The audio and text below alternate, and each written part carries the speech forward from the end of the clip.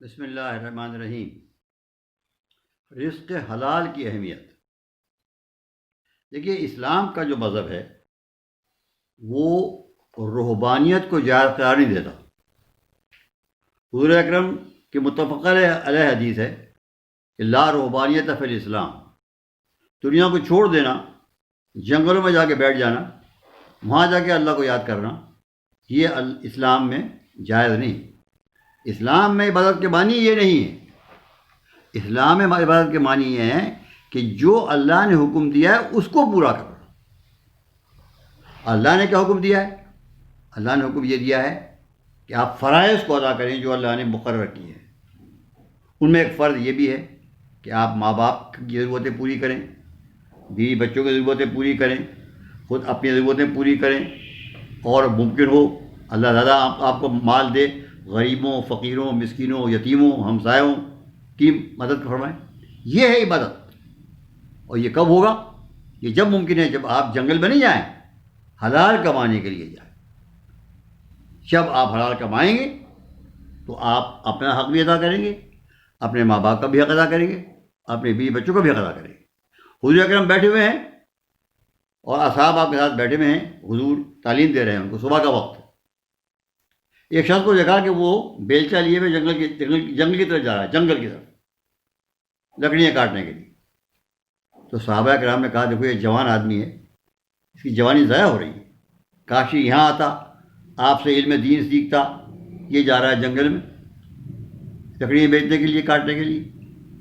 وہاں نے فرمایا ایسے نہیں کہو، حضور نے فرمایا ایسے نہیں کہو، اگر یہ جا رہا ہے اس لیے کہ کسی کے آگے ہاتھ نہ پھیلائے، اپنی ضرورتیں خود پوری کرے، وہ فی سبیل اللہ، وہ اللہ کی راہ میں جا رہا ہے۔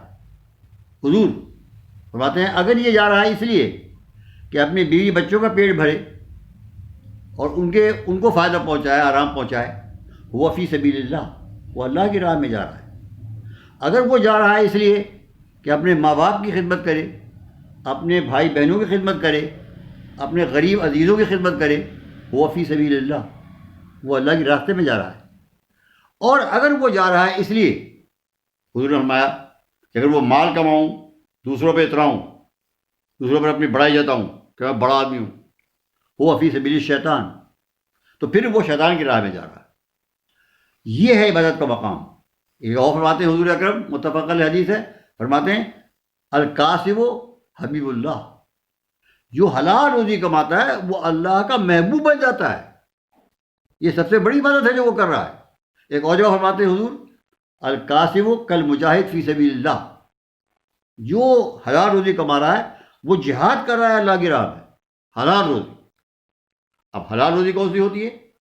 حلال طریقوں سے کمانا، محنت سے کمانا، کسی کا مال نہ کھانا، نہ خیانت کرنا، نہ جھوٹ بولنا۔ حلال جو آپ نے ہاتھ کی اور جسم کی اور دماغ کی محنت سے کمایا ہے اور حلال کمایا ہے، اس کا جو آپ کمائیں گے یہ حلال ہوگی۔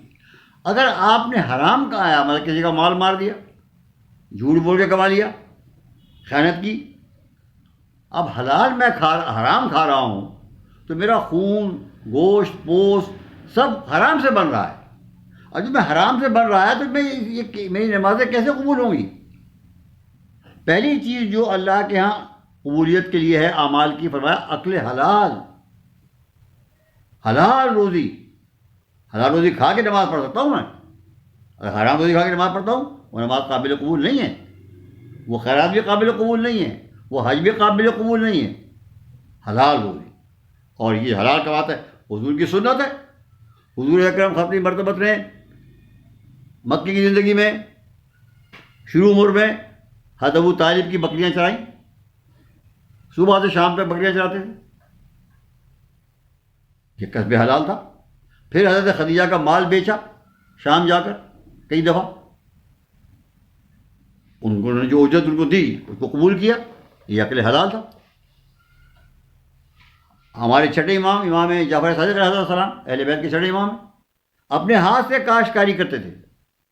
ایک شخص نے دیکھا گرمی کا عالم تھا اور آپ کاشتکاری کر رہے تھے، آپ کا پسینہ بہہ رہا تھا، تو وہ آپ کا چاہنے والا تھا، اس نے آگے بڑھ کر آپ ہاتھ جوڑے اور آپ کے ہاتھ سے بیلچا لے لیا، کہا نہیں اب آپ آرام فرمائیں، میں کام کروں گا، کہا نہیں یہ میرا کام ہے، میں اپنے بچوں کے لیے کر رہا ہوں۔ فرمایا اللہ کو پسند ہے یہ بات کہ آدمی حلال کمائے اور اس کا اتنا پسینہ بہے کہ سر سے بہ کر وہ ایڑی تک پہنچ جائے، یہ اللہ کو پسند ہے۔ ایک مرتبہ میرے 5ویں امام بازار میں مال خرید رہے تھے، بیچ رہے تھے، دوپہر کا وقت تھا۔ محمد ابن مکندر یہ بہت بڑا صوفی تھے، بزرگ تھے، یہ اپنے کمرے میں بیٹھے ہوئے دیکھ رہے تھے کہ چھٹے امام جعفر صادق علیہ السلام وہ رماسۂ رسول، فرزند رسول کاروبار کر رہے ہیں، تو اس سے رہا نہیں گیا۔ بزرگ آدمی تھے، وہ باہر آئے، بڑے احترام سے امام سے کہا کہ تھوڑی دیر کے لیے میرے کمرے میں تشریف لائیے۔ امام تشریف لے گئے، کہا آپ نبی کے نواسے ہیں، ممبر پہ جاتے ہیں، اتنے بڑے عالم ہیں، امام ابو حنیفہ تک آپ سے درس حاصل کرتے ہیں، اور آپ یہاں بازار میں کاروبار کر رہے ہیں۔ فرض محال آپ کو اس عالم میں اگر موت آ جائے، انہوں نے کہا فرض محال اس عالم میں آپ کو موت آ جائے کہ آپ کاروبار کر رہے ہیں، مال لے رہے ہیں، مال دے رہے ہیں، اور آپ کو موت آ جائے تو پھر آپ اللہ کے سامنے کیا منہ دکھائیں گے؟ امام مسکرائے۔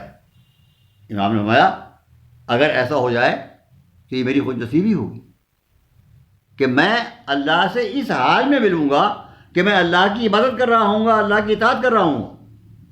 یہ تو بہترین موت ہے، اس سے اچھی موت کیا ہو سکتی ہے کہ انسان اللہ کی عبادت کرتے ہوئے مر جائے۔ تو محمد بن مکندر نے کہا، جو صوفی بزرگ تھے، کہ میں تو آپ کو سکھانا چاہتا تھا، آپ نے تو مجھے سکھا دیا۔ بھیا عبادت یہ نہیں ہے کہ قبروں میں بیٹھ کر آپ نمازیں پڑھتے رہیں اور ہو ہا کرتے رہیں، نکل کر خانقاہوں سے ادا کر رسم شبیری، کہ رسم خانقاہی ہے فقط اندوہ دلگیری۔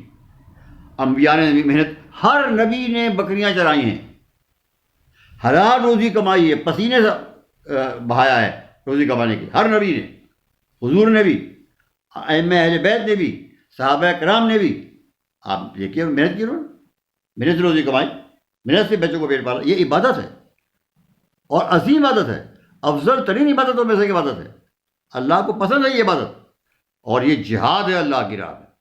المجاہد القاسب کل مجاہد فی سبیل اللہ، اللہ کی راہ میں جہاد کرنا ہے یہ کہ انسان محنت کرے۔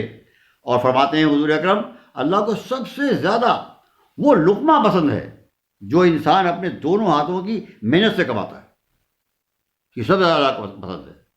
تو اللہ اس بات کو چاہتا ہے کہ ہم روزی کمائیں، اس سے ہماری صلاحیتیں ڈیولپ ہوتی ہیں، ہم میں قوت پیدا ہوتی ہے، ہم میں اعلیٰ صلاحیتیں پیدا ہوتی ہیں۔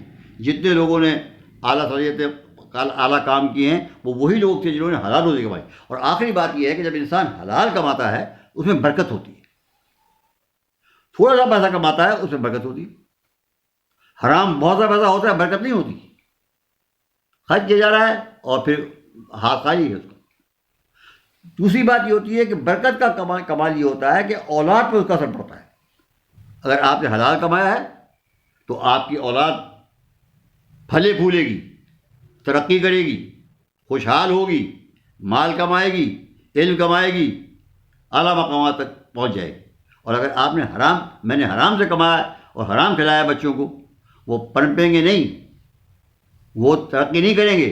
یہ فیکچوئل بتا رہا ہوں آپ سے، آپ لوگوں کی ہسٹری پڑھ کے دیکھیں، جن لوگوں نے حلال سے کمایا، حلال سے محنت کی، ان کے بچے کہاں سے کہاں پہنچ گئے، اور جنہوں نے حرام کمایا ان کے بچے تباہ ہوئے، برباد ہوئے، نسلیں برباد ہو گئی۔ لہذا ہمیں یہ سمجھنا چاہیے کہ مال کمانا ہے، حلال سے کمانا ہے، محنت سے کمانا ہے، اور حلال کما کے لانا ہے، اور اسی حلال مال سے اپنے بچوں کو پالنا ہے، ماں باپ کی خدمت کرنی ہے، اولاد کی خدمت کرنی ہے، اور قریبی رشتہ داروں کی خدمت کرنی ہے۔ جتنا ہم اس نیت سے اس کام کو کریں گے تو یہ عبادت ہوگی، اس سے بڑی عبادت کوئی نہیں ہے۔ اللہ کو پسند ہے یہ عبادت۔ ہم دعا کرتے ہیں کہ اللہ ہمیں اس بات کی توفیق عطا فرمائے کہ ہمیں حلال روزی کمانے کی شوق، اور ہم جب شوق آپ کو ہوگا اللہ خود آپ کے واسطے راستے فراہم کر دے گا۔ والذین جاہدوا فینا، قرآن، والذین جاہدوا فینا لنہدینہم سبلنا، جو ہماری راہ میں، خدا فرماتا ہے جو ہماری راہ میں کوشش کرتے ہیں، یعنی جو ہم نے کہا ہے وہ کام کرتے ہیں، ہمارے حکم کی اطاعت کرتے ہیں، ہم خود ان کے لیے راستے نکال لیتے ہیں، راستے دکھاتے ہیں ان کو ہم خود کہ یہ کرو، یوں کرو، یوں کرو. اب حلال روزی کمائیں، پھر دیکھیں کیسے اللہ آپ کی ہدایت کرے گا، آپ کو راستے دکھائے گا کہ آپ یہ کریں، یہ نہ کریں، یہ کام اچھا ہے، یہ کام برا ہے. خود اللہ آپ کو بتائے گا اور آپ کی روزی میں برکت عطا فرمائے گا. خدا تعالیٰ سے دعا ہے کہ خدا تعالیٰ ہمیں حلال روزی کمانے کی توفیق عطا فرمائے اور ہماری اس کوشش کو اپنی بارگاہ میں قبول فرمائے. آمین یا رب العالمین.